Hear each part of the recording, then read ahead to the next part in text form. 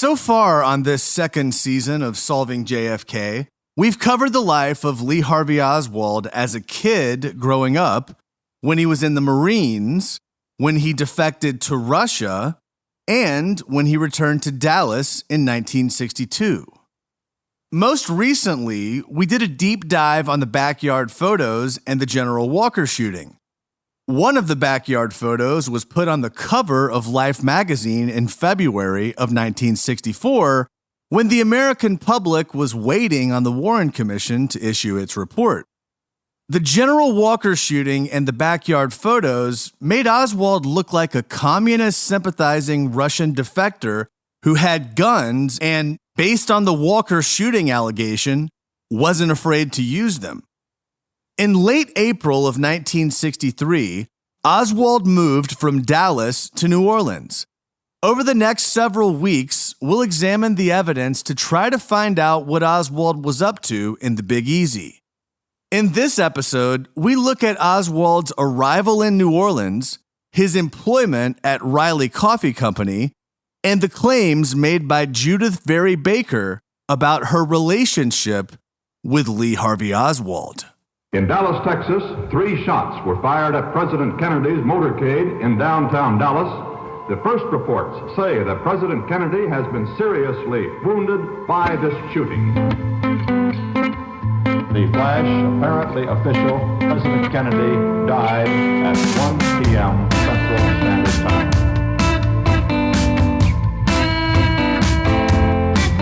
I don't know what this is all about. Dallas police this morning resumed custody. The man they have formally charged with the assassination of President Kennedy. I'm just a patsy. The man is Lee Oswald. Was Oswald acting alone, or was he a member of a conspiracy? Commission answers, he acted alone. I'm working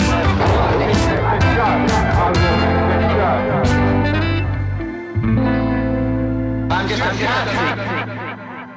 This is Solving JFK. I'm your host, Matt Crumpton. On April 25th, 1963, Lee Harvey Oswald arrived in New Orleans by bus. He stayed with his Aunt Lillian and Uncle Dutz Moret at 757 French Street for a week or two. Lillian Moret's Warren Commission timeline on when exactly Oswald arrived isn't very clear, so he may have stayed somewhere else for a few days before he ended up staying at the Morets. On April 26th, the day after he arrived in New Orleans, Oswald visited the New Orleans Unemployment Claims Office so that he could receive his unemployment benefits. On May 9th, Oswald secured a job at William B. Reily Coffee Company. Around the same time that he started working at Reily Coffee, Oswald signed a lease for an apartment at 4905 Magazine Street. The next day, Ruth Payne, joined by her 2 small children, drove Marina and June from Irving, Texas to New Orleans. Ruth and her kids stayed with the Oswalds at their tiny apartment on Magazine Street until she returned to Dallas on Tuesday, May 14th. It's important to remember that in the summer of 1963, Cuba was a volatile political issue. We're not going to go too in-depth on Cuba right now. It deserves its own deep dive, which I plan to get to next season. But you'll need a basic understanding of the relationship between the United States and Cuba in 1963 to be able to put all of the New Orleans characters whom we'll soon be discussing in the proper context.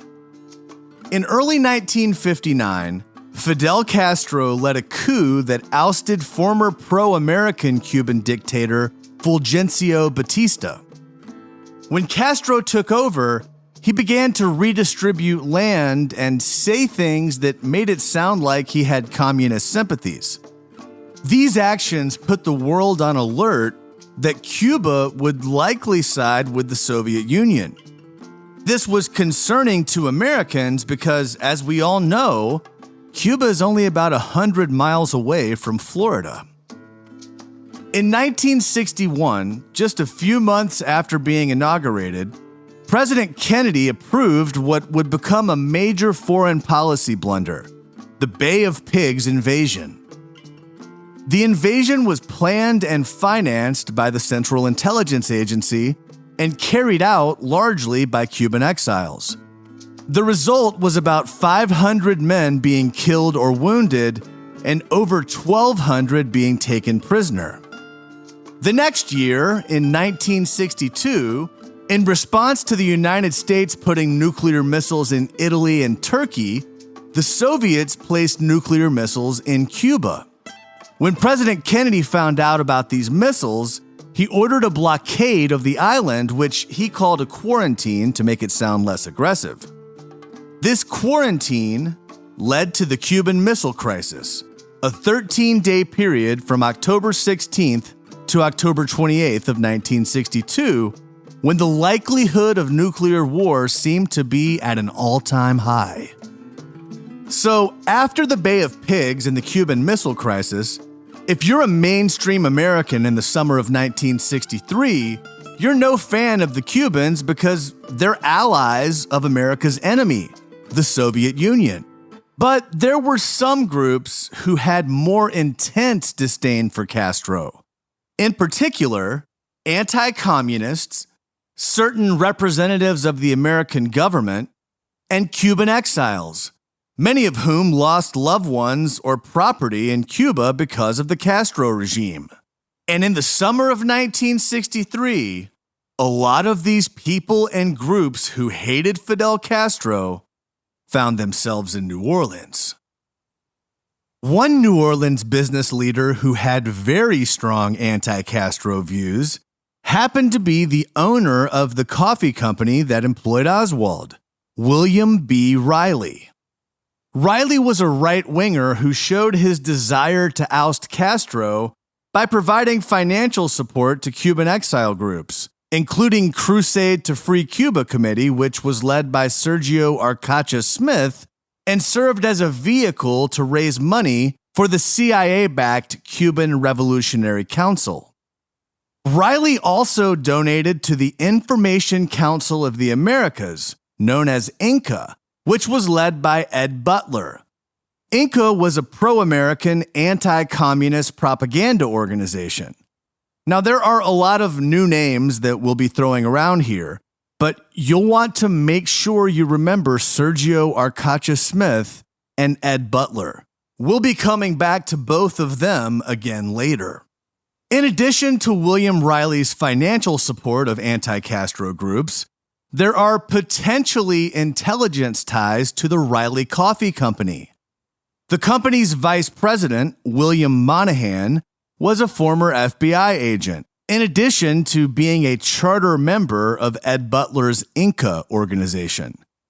CIA contract employee Jerry Patrick Hemming told New Orleans District Attorney Jim Garrison's office that William Reily worked for the CIA.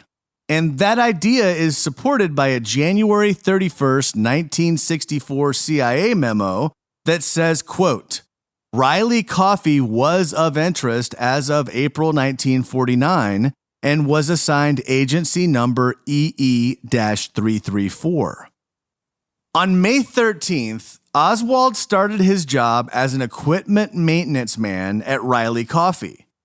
The company grinded, bagged, and sold coffee, and Oswald's specific job was to keep the machines well-oiled. But Oswald wasn't there very long. He would only work at Reily Coffee for about 2 months, with his last day being July 22nd. According to the Warren Report, Oswald was fired from the coffee company for inefficiency and inattention to his work, basically for being a bad worker. Given the amount of time that Oswald spent reading magazines at the next door garage, it's not surprising that he would have been let go. The Crescent City garage, next door to Reily Coffee, had a waiting room with a Coca-Cola vending machine.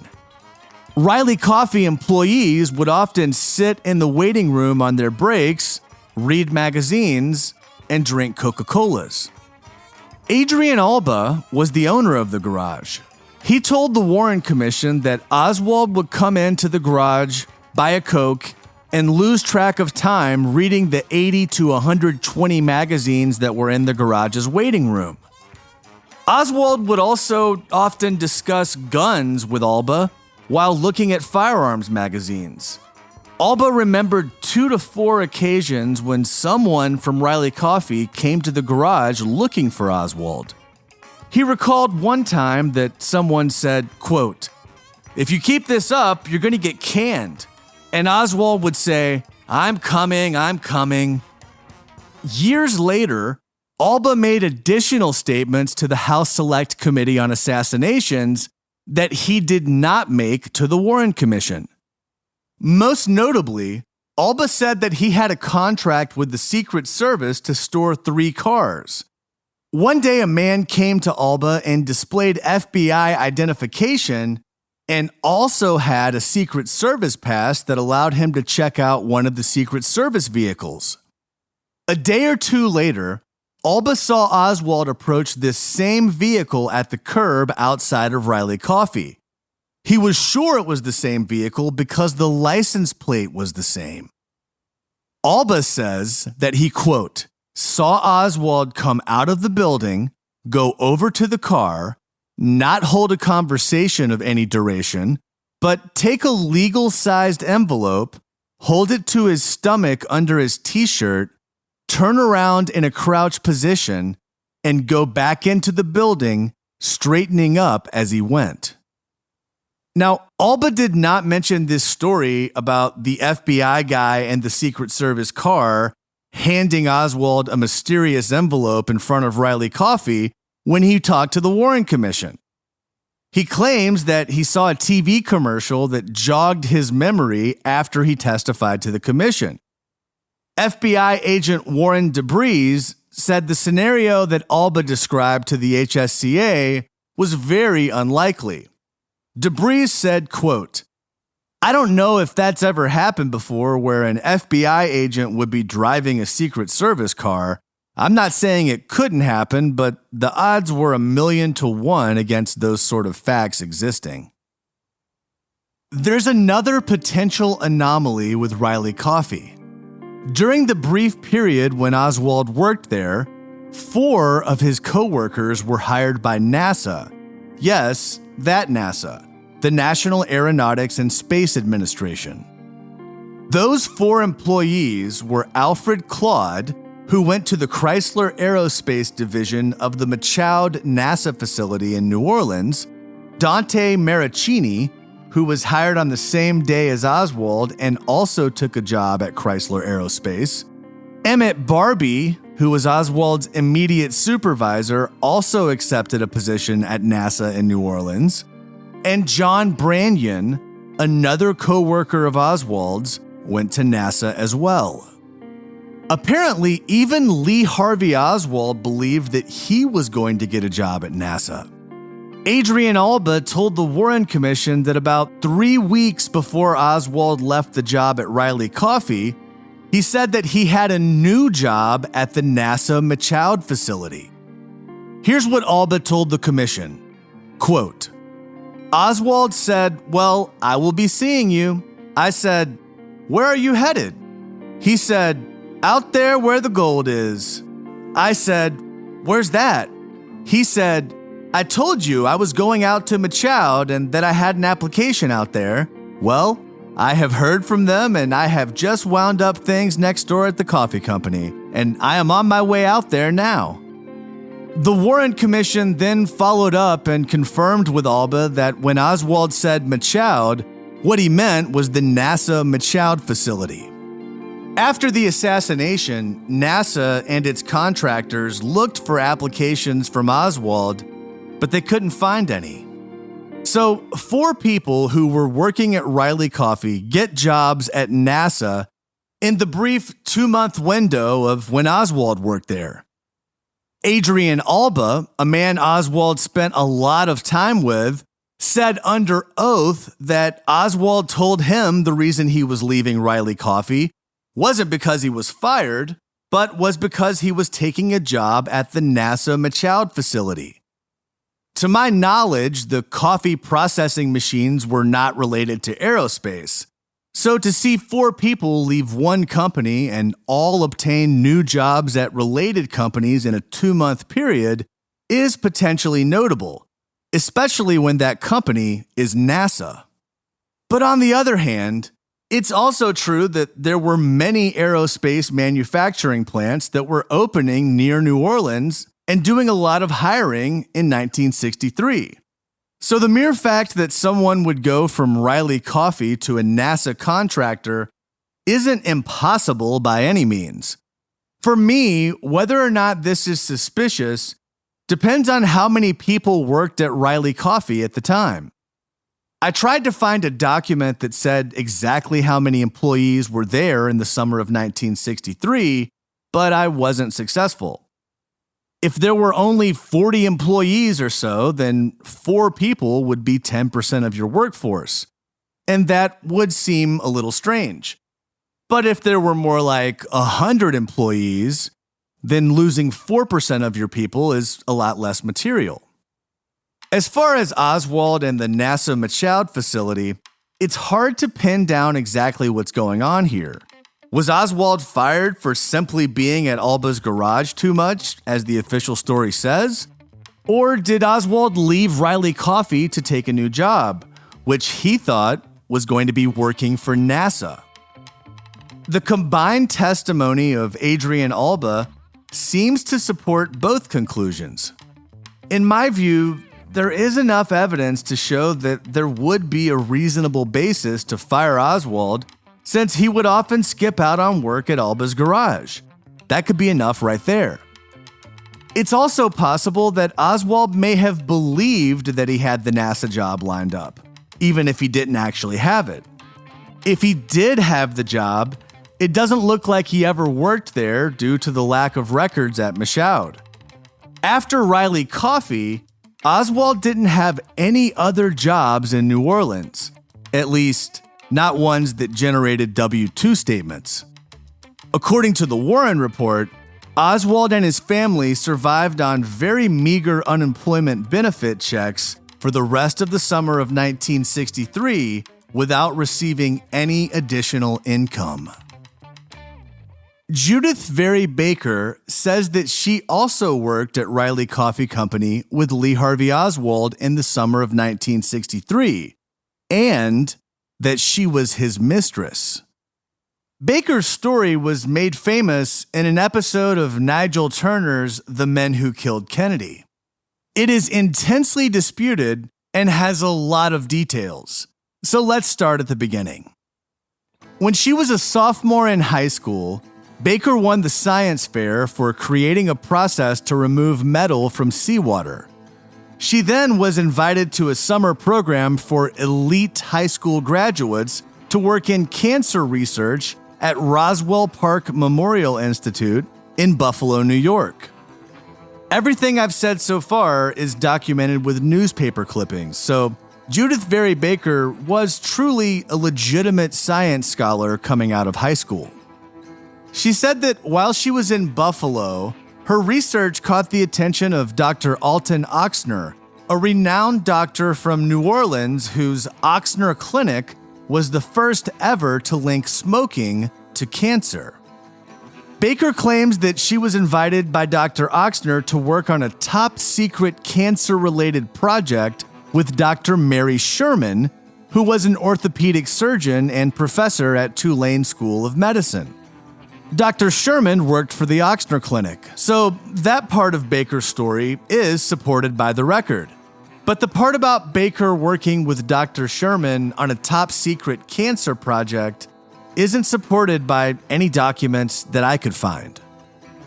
The story of how Judyth Vary Baker met Lee Harvey Oswald is that she was picking up her mail at the New Orleans post office. Here's how she describes it. I dropped the newspaper, and this very clean-cut young gentleman standing behind me picked it up and handed it back. I looked at him, and he smiled, and he's young like I am, and he was so clean-cut and so polite that when he asked me if he could walk me home, I said yes. That was how I met Lee Harvey Oswald for the first time. I have to call it instant chemistry. I never felt such an attraction for anyone, either then or ever in my life since. He was love at first sight, and I know he felt the same way about me too. In addition to claiming to be Oswald's mistress, Baker also says that Oswald introduced her to David Ferry, who Baker says was already friends with Dr. Mary Sherman and was working with her on a secret government project against Castro that was led by Dr. Oxner. Oswald also took Baker to go visit Guy Bannister, who she says confirmed to her that Lee Oswald was working on a military project. She says that she and Oswald then went to go talk to Dr. Oxner, who explained that the purpose of the project was to create a fast-developing cancer. Baker says that her time at Reily Coffee Company was strictly as a cover job that was given to her and Lee for their anti-Castro weaponized cancer research. She claims to have done lab work with mice at David Ferry's apartment and then brought the results of that research over to Dr. Mary Sherman's apartment. Baker also said that Jack Ruby once stopped by Ferry's apartment and claimed that he had known Oswald since he was a kid. And according to Baker, Clay Shaw felt bad for her and Oswald since the two lovebirds had nowhere to go. So Shaw paid for Baker and Oswald's hotel accommodations so that they could rendezvous during the afternoons. Baker says that all of her interactions with Lee were in the afternoons because Lee was always at home with Marina at night. Judyth Vary Baker's ultimate claim is that Oswald was a secret agent who found out about the plan to assassinate President Kennedy and tried to stop it. She says he was supposed to fire one of the shots, but he told her on the phone that he wasn't going to do it. Baker says that the last time she spoke to Oswald was on the Wednesday before the assassination. So, Judyth Vary Baker claimed to have interacted with basically the main characters in the film JFK, plus Dr. Mary Sherman and Dr. Alton Oxner. It's easy to immediately write off what she says as too fantastical, but it's the fact that she's fantastical in precisely the right ways that draws a lot of people in. For example, Dr. Mary Sherman, who Baker claimed to work with, was gruesomely stabbed to death and burned in 1964. Her murder remains unsolved to this day. So, if you're looking for a puzzle piece to support a conspiracy that fits a lot of the existing records and information that we know, it's tempting to believe Judyth Vary Baker's very detailed story because it largely matches up with other famous subplots of the Kennedy assassination. But extraordinary claims require extraordinary evidentiary support. So other than her own testimony, what evidence does Judyth Vary Baker have? In the back of her book, Me and Lee, Baker provided W-2 statements for work at Reily Coffee Company from May 1963 through August of 1963, a period that overlaps with when Oswald worked there. And there's also Baker's friend, Anna Lewis, who said in a signed statement that's included in Baker's book that she and her husband went on a double date with Oswald and Baker in the summer of 1963. And as noted earlier, it's also true that Baker really was a standout science student who was chosen to work on cancer research at Roswell Park in Buffalo. Besides Judyth Vary Baker's story being incredibly sensational, there's also the fact that she didn't come forward until 2001, when all of the information that overlaps with the evidentiary record was already known. Another challenge for Baker's story is that it seems to change over time. The more Baker's on the record, the more inconsistent statements she seems to make. Also, some of the most respected critics of the Warren Report, who have dedicated their lives to studying the JFK assassination, do not believe that Judyth Vary Baker is telling the truth. For example, the late David Lifton, Bill Davey, James DiEugenio, Carol Hewitt, and John Armstrong are all on the record saying that they do not believe Judyth Vary Baker. Here's John Armstrong on his interaction with Baker. The only problem I ever had with Judyth Baker is very simple.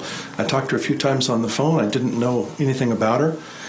And I simply mentioned to her how you looked a lot like Marina. And she said, yes, of course. Everybody mistook me for Marina.